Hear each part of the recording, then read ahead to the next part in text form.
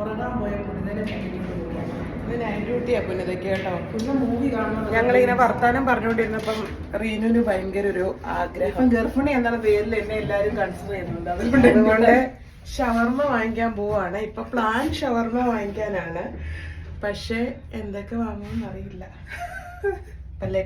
ഞങ്ങളിവിടെ ലോക്കൽ ഏരിയയിലൊക്കെ പോകുമ്പോൾ ഇങ്ങനെ അപായമൊക്കെ ഇട്ടാൽ പോകുന്നത് കേട്ടോ. ഒരു സേഫ്റ്റി പർപ്പസിന് വേണ്ടിയിട്ട് അങ്ങനെ പോകുന്നത്. ഷവർമ കഴിക്കാൻ പോകുന്ന രൂപമാണ് ഇത്. ഇവിടെ ഇപ്പം സമയം 8 മണിയായി. 8 മണിക്കുള്ള പോക്കാണ്. ഇത് ഇവിടുത്തെ നമ്മുടെ ഹോസ്റ്റലിൻ്റെ അടുത്തുള്ള ഒരു ഷോപ്പാണ്. 24/7 ഓപ്പണാന്നൊക്കെ പറഞ്ഞത്. ഈ ഷോപ്പിൽ നിന്ന് നമ്മൾ പാല് അങ്ങനെയുള്ള കാര്യങ്ങളൊക്കെ വന്ന് വാങ്ങിക്കുന്നത്.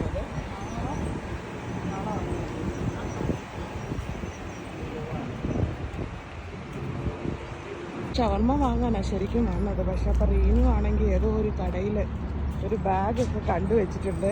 പക്ഷെ കണ്ടുവച്ചു. പക്ഷെ അത് പിന്നെ വന്നപ്പോൾ അവിടെ അത് കാണുന്നില്ല. അപ്പോൾ ഒന്നുകൂടെ വന്ന് നോക്കാൻ വരുമോ റീസ്റ്റോക്ക് ചെയ്തോ എന്നുള്ളത്.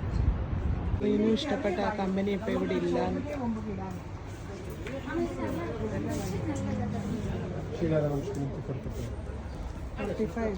പുനിത വേറെ വേറെ ബാഗുകളൊക്കെ എടുത്ത് കൺവിൻസ് ചെയ്യുന്നുണ്ട് റീനുവിനെ. ചേച്ചി ഇത് നോക്കി ചേച്ചി, അത് നോക്കി ചേച്ചി എന്നൊക്കെ പറഞ്ഞിട്ട്. കുറേ ബാഗിൻ്റെ കളക്ഷൻ ഉണ്ട്. പക്ഷെ അവൾക്ക് ഇത്തിരി ലോങ് ഷോൾഡറിൽ ഇതൊക്കെ ഉള്ളതാണ് വാങ്ങേണ്ടത്.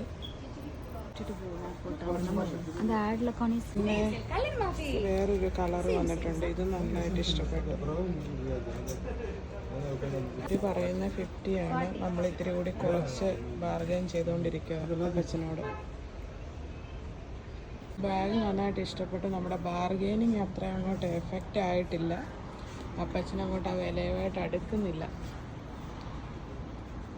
അപ്പച്ചനോട് ഡിസ്കൗണ്ട് എന്നൊക്കെ പറഞ്ഞ് ബാഗൊക്കെ വാങ്ങി ഇറങ്ങി ഷവർമ ടോപ്പ് ഫിംഗറിലേക്ക് പോവുകയാണ്. അവിടെയാണ് ഷവർമ വാങ്ങിക്കാൻ പോകുന്നത്.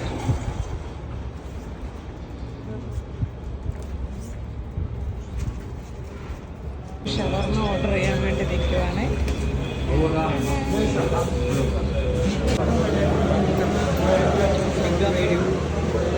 പുനിത ഷവർമയൊക്കെ ആയിട്ട് വന്നു. ജ്യൂസ് അങ്ങനെ കിട്ടിയിട്ടുണ്ട്. ഒരു കൊടയുടെ അത്ര നീളമുണ്ട്. കൊടയുടെ മടക്കി വെച്ച് കഴിഞ്ഞാൽ എത്ര നീളം കാണും?